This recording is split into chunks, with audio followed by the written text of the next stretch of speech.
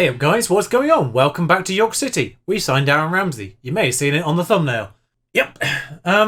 Last year there were a few reasonable names that were vaguely interested sort of on the free transfer list. Riyad Mahrez, wage demands were way too high. Radja Nainggolan was available, his pace was 4.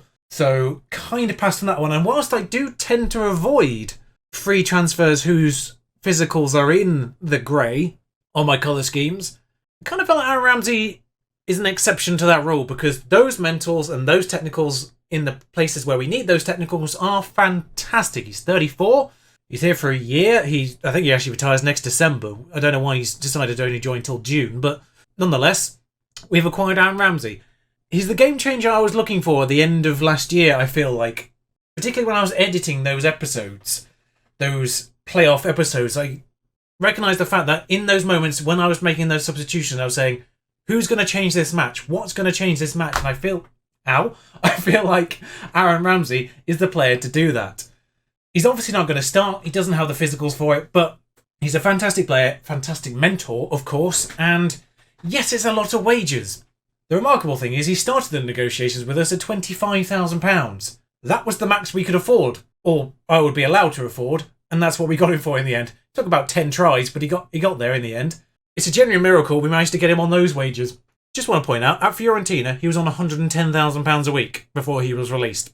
Quite a step down for the lad, but welcome, Aaron. Welcome game changer. I'm just going to run through the other free transfers first. Now, the first of which is Juan Jesus, or Jesus, not sure which way around. Juan Jesus.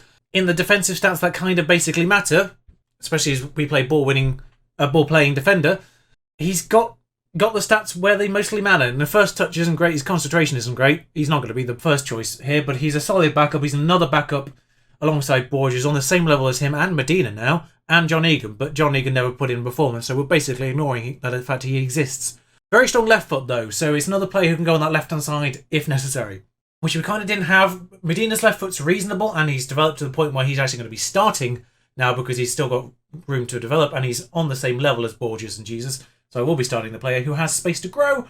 But we now got 2 solid backups in case either Medina and Edgar have an issue, or I need to use Medina and Edgar on the sides in place of the fullbacks that we have. In case we have one of those ridiculous situations again, Jesus can also do left back reasonably well as well, which is pretty nice. His forward ability isn't too shabby. And most importantly, for a 34-year-old, 10 acceleration, 11 pace. Puts Aaron to shame, frankly. Speaking of left back, the final of the free transfers so far, it is deadline day, it's not over yet. I decided to bring you back at the start of deadline day, just in case something crazy happens whilst I'm recording. I'm not expecting anything, but I do have a lot of players with release clauses, so I am slightly paranoid. Yeah, left back, potentially our own personal left back choice now. We do have another one, you can see him on the list there. We'll get to him eventually because, yeah, Marty Ingler is someone to be talking about later on. Physicals, decent, not excessive. 70 determination, I do quite like that. Positioning 15, I do quite like that one too. Concentration on the good side. 14 work rate 2. 14 tackling, which is pretty good for a fullback. Fullbacks tend to be a little bit lacking in the actual defensive duties sometimes. Marking, decent. Heading, not great. He is 188 centimetres tall though, so he is quite tall for a fullback as well. Jumping reach is good, so that might help balance out the heading. Let's be honest though, fullbacks can't really head the ball to anyone other than the opponent anyway, so guess it doesn't really matter too much. Forward ability is not too great. As a fullback, that forward ability is not too brilliant. That said, so he's not a first choice. Obviously, that one there is. We'll get to him in a minute. But we do own him. He's £1,000 per week, which at this level is basically peanuts. Low risk option. He's 20. He was a free signing. And then the only player that we've signed for money in this transfer window, we've actually made a profit over this summer period just because of friendlies, I'm guessing. As a club, we've made money somehow. It's Jesse Dronen. He was here on loan, and when we lost Dutra in January, thank God we lost him in January, because we had the option to actually get someone in to cover for the time being. So now Trafford is relegated to third choice. Peter James left on a free at the end of the year. He was never getting anywhere near the team anyway. So yeah, we now have Jesse Dronen permanently for £10,000 a week. It's a lot. I'm not going to lie. He's 32. We're getting him in his twilight period as a goalkeeper. I think that obviously the peak of a goalkeeper is slightly later than most players, but still, we've got him for 3 years, so we've got until he's 35, which is probably when goalkeepers basically go. But yeah, Dutra obviously still first choice. Dronen, if Dutra ever has any issues, and obviously Dronen is definitely good enough to play as a cup goalkeeper. He's accepted a backup contract, so that's fine. But yeah, we know about him. We already had him. It's £500,000. It's 250 up front, 250 over time, and then I rather conveniently put £300,000 if he gets 50 appearances, which, let's be honest, he probably won't. Absolutely mugged off Lazio there. Guess we better start with that loan signing that I mentioned before. Marty Ingler here from Barcelona. Now, we are paying quite a lot of his wages. We did have an option to get Davila again. He was available. He did want to join. But I saw this guy available. He could play both sides, which was part of the reason for going for a player whose wages actually are slightly higher. But £8,000 a week for this left back, Premier Division level. He is the best left back in the league. I've seen the season preview for him. I mean, 14 tackling, 14 marking. You compare it to the player that we actually brought in on a free, it's just genuine madness. Genuine madness. I don't understand how we managed to get him. Barcelona left back in the Championship. But yeah, welcome Marty Ingler. It's frankly, he has 28 under 21 caps for Spain. 70 determination as well, so whatever space he has to develop in still, he will probably do it. I don't really need to say anything. Those stats say everything about it, and of course he can do complete pretty well as well, which is nice. And then continuing the trend of ridiculous loan signings, welcome João Carlos from Liverpool, of course. Liverpool, of course, are our senior affiliate. It's not a player that was offered to us, but nonetheless, we got him for £0 a week. I did have to approach them for him. I said, hey, can I have this guy for nothing a week? And they said yes. So this may be the most ridiculous loan signing I've ever done ever, on the simple basis that he is here for nothing a week, and this is the quality of player that we're getting for nothing. I will say nothing as many times as is necessary, because this is what we're getting.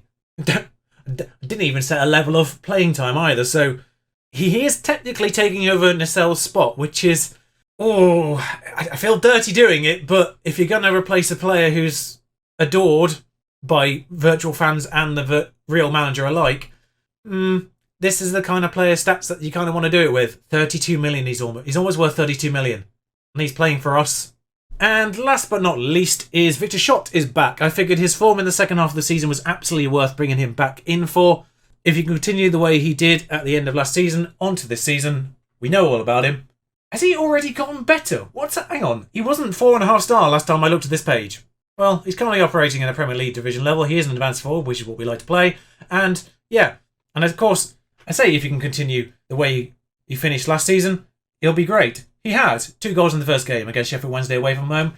Part of the reason why I decided just to bring you all the way through to transfer deadline day is the fact that the first game was against Sheffield Wednesday, who of course we played in the playoffs. So it's not been too long since we've seen them, so I figured no point playing them again. And then Watford, who seems to be the very unfortunate bystander in these divisions, a team that are, predicted pretty well both years, and I've not shown you a single game against them so far. 2-1.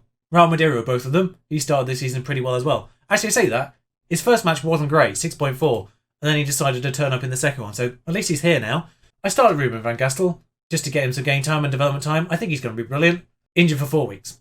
That might be an experiment which is just going to go up with Swanee. I feel like I may have misjudged Van Gastel. He didn't play well last year, and now he's been injured for this year. We will play Fulham once this transfer deadline day is gone, provided there's nothing drastic going on. But yeah, 1 win, 1 draw, 4 points, and only one team have won 2 games. Derby.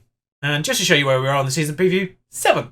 I also realised at the end of last year, I didn't actually go through the teams that got promoted and relegated. For keen-eyed viewers, which also includes myself this time, because just before I started recording, I got very interested about the relegated teams, because it's Aston Villa, Cardiff and Burnley. Now, Burnley we knew was pretty much nailed on. There is a name absent from the 3 relegated that I was expecting to come down, which haven't. Sunderland, Portsmouth and Bolton went up, so none of the teams that went down came back up again, surprisingly, either. Also, welcome back James Clark, I suppose. Last season's Premier League ended like this. 31 points for Cardiff, 34 from Aston Villa, and the team that I was expecting to come down, Norwich, 34 points. 1 goal difference better than Aston Villa. Because if you remember rightly, when we looked at the table when we did the FA Cup against West Brom, who ended up 10th, Norwich were well in the relegation spots. And I have to show you why they managed to escape. That is the form after we looked at the Premier League last time in that FA Cup match against West Brom. 4 wins, 2 draws, 2 losses. The 2 losses against both Manchester clubs away from home. And they lost the last one 3-2. 84th minute goal made all the difference. They actually beat Aston Villa in that run, kind of crucially. That is possibly one of the greatest escapes I've ever seen in football in general. Now, there's only one transfer that's in the going. It's a player who's transfer listed for £0. So I figured, might as well. Now, this is a pretty big option here, but Hugh King isn't homegrown nation, so he never really fits into the squad. I have to basically choose between him or Victor Schott. And you can see one up here as well. This is part of the reason why I'm allowing him to go on loan somewhere, because I want him playing every week. He's very inconsistent when he plays for us. So yeah, for the grand total of nothing, we have signed Ibrahim Koroma, a new gen who is at Liverpool, and looks a little like this. And for the grand total of £0, we've signed a new gen from Liverpool. I've never really, don't say that often, but transfer listed for £0. He's just a very solid backer, basically. He's also homegrown, which is important. Part of the reason why I allowed him to come in and Hugh King to go on loan, just to give us that extra option. We're not in quite as much of a pickle as we were last year in that regard. It's just another option. We're keeping Robertson this year, and obviously Koroma. South, I would like to go on loan, just because. But yeah, I think this year we're running with Shot, Robertson, then Koroma can stick in third. If necessary, he's only 20, so he can go in the other 23s if he wants to. But yeah, that's basically the point. His determination ain't great, but £0, he's all right. And that was literally it, by the way. This is also something to pay attention to. Wage expenditure. Now, over the course of the year, I suspect I am going to be shifting my remaining transfer budget over to wages, as people probably want more new contracts. But 23rd, still only £175,000 a week, which is quite a lot less than, well, it's less than two of the promoted sides. And also still a good solid 1 million less than the most expensive, Cardiff. Considering Sheffield Wednesday's wage bill, you think they'd be high predicted. Still mid-table. So yeah, the transfer window for the other leagues is still open, so there's still chances for, players like South to go on loan. Obviously the Crew one's not wrapped up for Hugh King just yet. Good job, I got a player who can play both sides. By the way, worth mentioning, we drew Stoke in the Carabao Cup first round, so I won't be bringing you that because it's another championship side. I don't know what it is about the Carabao Cup, but we can't stop drawing teams that are already in our division. 3 years in a row at the very least. Now, I can't remember if 4 years ago we drew Crew when we were still in League 2 and they got promoted, or if they were still in League 2 as well at that point. But yeah, 3 years in a row we've definitely drawn a team in the same division. Getting a little annoying now. It does mean if we do get past Stoke, though, we will play that next round along with Cardiff, probably, at the end of the month. If not, we'll just end up playing Oxford along with Cardiff again. Oxford again along with Cardiff, wrong way around. So it's safe to say we haven't done particularly well against Fulham so far in our time in the Championship. Now they're under the management of Steve Bruce, so I figured we might have a bit more of a chance. I don't know what it is about Steve Bruce, but he just seems to follow me around. This is the third time we played one of his teams on an episode, and it's been a different team every time. Middlesbrough, then Wigan, now Fulham. Wigan, who he didn't manage to keep up, by the way. So that little injury to Schaub leaves the team like this. Both Nissel and Robertson took little knocks in the pre-season and still just returning to fitness even a couple of games in. But Best will play at left back, Medina and Egger in the centre of defence. Ingler will play on the right-hand side, because he can do both sides. Wilson, still in the Anchorman role. Squires and then Mazzala for the time being. Velasquez isn't too far off full returning, actually. He returns to training tomorrow. That returning bit will probably take a little bit longer, though, because it's a hefty old injury. Probably a couple of weeks until we see him in the first team. And Carlos will take over the attacking playmaker role. Nissel, returning to fitness, won't be starting for the time being unless Carlos is atrocious. Madeira and Ebersbach in the inside forward roles and Shot up front. Now, Van Gastel was in that role last match just partially because Ebersbach took a little knock last time out before that, and partially because I want to get him to develop, but that's ruined already. But yeah, 2 goals for Shot, 2 goals from Madeira so far. Not gone too badly. Now we go to a team that we haven't beaten, so this should be fun. Escobar, still here. Can't explain it. I'd argue Victor Shot is better than him. He's going to score now. I shouldn't have said anything. It's more of a happy team talk than a motivated one, which would prefer motivated, although they are looking, oh, mind you, neither team is looking particularly fresh. Massively so, anyway. But yeah, a lot of their team under 90% already. Some of ours still kicking above it, thank God. So I'd say we're fractionally better fresh than they are, but that doesn't really matter too much, I would suspect. And 17 minutes in, we have a highlight. Now, this is Willett coming forward. It's not the Arsenal one. Verlinden, Nyambi, inwards. Doesn't quite get on the end of that. Squires just heads it forward. Although it's Ebersbach who got the final header in that little exchange. Is Escobar. I don't know what he's doing in this division. Moore. Ingler gets under that one. Ebersbach now has a chance to deliver it to Squires, and he does so. Shot. Oh, great through ball from there. And, well, yeah, good shot, but could have taken a touch or two maybe before he decided to smash it at the goalkeeper. Now, away at Fulham, I will take a draw. Like, against any team sort of predicted in that top half, I would argue, a draw away from home is good going. I'm going to argue I'm unhappy with what I've seen, mostly because I haven't really seen anything. Despite the statistics looking like this, I haven't actually seen more than one chance. So if we could turn these into actual chances and goals, that would be wonderful. That being said, 60 minutes gone, there's finally a highlight. Angerin is looking to get underneath this. He does, and Medina does instead, and heads it onto Madeira quite nicely. And then decides to become a playmaker and get it through to Shot. What? Medina, you do realise you're a central defender, right? I mean, you are a ball-playing central defender. He's not even that brilliant at ball-playing central defender. Words are hard. I'm that flustered I can't even say ball-playing central defender. Shot, though, on the end of this. Nice touch. Sort of controls it with his crotch, I think, and then slots it past the goalkeeper. 1-0, away at Fulham. They're disenchanted. That's their fault for using magic in the first place. Willock, Escobar, Webster. They've got a chance to maybe do something here. How Padro. I'll make my mind up on how I want to pronounce that. How between highlights, probably, because we've got our own one in How Carlos. Squires now charging forward. There's Carlos. What a read by Carlos there to get that to Shot. Probably should have done better in the end. It's got to be said, 7.1 for Carlos in this one. He's not going to be relinquishing that spot to Nacelle anytime soon if he keeps pulling off little chances like that. Dragmair now, though, with 73 minutes gone, I've not made any changes. Edgar now, inwards to Medina. Let's see if we can... Yep, play that out quite nicely again. Medina, I don't know where that's just come from. He has developed quite nicely. He hasn't had the most amount of playing time, but you don't need to give too much playing time to get the development you kind of like to see. Nambe, Berard. I've got to say Robertson actually has developed very nicely away on those loans without me even really realising. Shot though, another goal. 4 goals so far. He is continuing that form. And it's 2-0 away at Craven Cottage. I said I'd take a point, but 3, lovely. I'm not really sure what happens here on the byline. It's not, that's, Shot though, good there. And there's a lot of, in that highlight. I have no idea what's going on that byline. And we've had 10 shots on target. Now 2 bookings in the middle here. I am looking to get that sorted. So Carlos will move over. The cell will take over. I really need to find a way to get Lentas onto the bench because Gonçalves, whilst picking up less yellow cards than he was before, still picks up the odd one. So I undid the Nacelle thing there temporarily while I was trying to work out how to get possibly Ramsey onto the pitch. Right, Borges comes on as the anchorman then. And the last... Oh, well, Victor Shot... Oh, God's sake. Upper body injury. Someone actually, assaulted him then. Upper body? What does that tend to be? Broken ribs often, isn't it? That's not good. That's very not good. Stephen Robertson comes on, obviously, but who actually is technically better in some of the attacking forward stats. I noticed there on the comparison. They're uninterested. That's a great time for them. I'm just going to say, get creative. You 2-0 up. Why not? Have a little fun.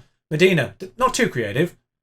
Nacelle gathers that one. Rodrigo, Blackburn are 4-0 up over Portsmouth. Swansea are beating unbeaten Derby 4-1. Previously unbeaten Derby, because why not? But nobody's won all 3 games, which is remarkable, honestly. I don't think I've ever seen that. There's usually one team that wins all 3. Fulham have had 4 shots in the entire game. One of them was a half chance. But anyway, Medina now. Slight panic, I just noticed number 9 was quite advanced there as Dutra decided to display that ball to Medina. Anyway, Ingler on this right-hand side. He's worked his way inwards. He's going to have a shot himself. He's going to score himself. 3-0. And, gotta be said, kind of reflective of the gameplay. We've had 4 clear-cut chances in this match. And we scored 3 goals. So, Ebbers back. Out to Ingler, who's obviously playing on his unnatural right side, but still decent at it. And left-footed, bang. Working as technically as a sort of inside forward there, almost. And suddenly I'm feeling quite positive about this year. Glad I brought in another striker. We still have James Collins. He exists. He's basically a mentor and that's literally it. Smallwood, by the way, is still here as a player because last year someone tried to poach him as a staff member and then the resulting negotiations ended up getting him a longer player contract. He was supposed to retire at the end of last year. KG from Bruce. Fractured ribs. So it was ribs, but it wasn't quite as bad as I thought it was going to be. 3 to 4 weeks. It's not great, but it's not bad either. Best randomly got a damaged shoulder. Where did that come from? 3 to 4 weeks. Here's the backup. So as long as we still have 2. we can still use Burrows on the right, and then Lingard's going to have to go back to the left for the time being. Debut and then immediately injured, so that's great for him. So like I said, we'll play the Stoke game off camera, and then Blackburn, Birmingham also off camera. Oxford, depending on if we beat Stoke, then the resulting match comes in the midweek between these two games historically. So we'll play that in Cardiff. If not, it'll be Oxford and Cardiff. So join us next time for Cardiff and someone. Until then, ta-ra. And you didn't get to see £16,000 a week man Aaron Ramsey. What a waste that was.